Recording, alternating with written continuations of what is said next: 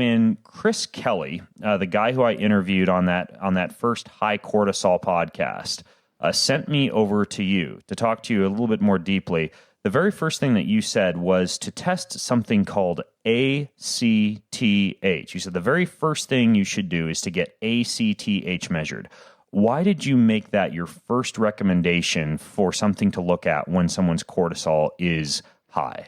Sure. It's not run very often, unfortunately. It's a little bit expensive, but it really should be run in anybody that has abnormal cortisol because, and I'll just take a step back to discuss the physiology of this.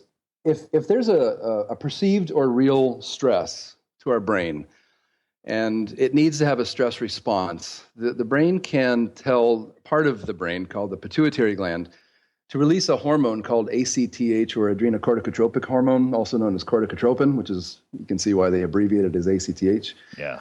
But ACTH is, so if the brain perceives stress, either real or imagined, it tells the pituitary to release ACTH, and then ACTH circulates throughout the body, reaches the adrenal glands, and then when the adrenal glands receive this ACTH, they produce an accordant amount of cortisol as a response. So the more ACTH, then the more cortisol. I will also say the less ACTH then, when the adrenal glands receive the message from the brain of only a little bit of ACTH, then they only produce a little bit of cortisol.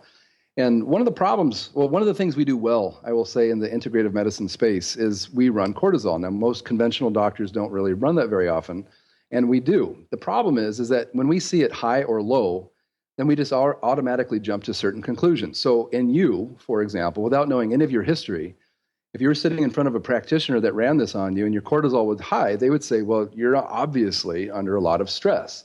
And then to which you replied, no, I sleep perfectly every night. I meditate. I have a very chill constitution. I'm not a stressed guy. To which they would probably respond, no. You have high cortisol. You have some kind of stress. And so your cortisol on the Dutch test was pretty elevated. Also, historically, when Chris sent over your labs or your history of your labs, your cortisol has been on the high end in blood, on the high end of normal, dating back to 2013. And so my question was, and the first question that I think any practitioner should ask, well, why? Why is it high? Why does his body want high cortisol? And there's really...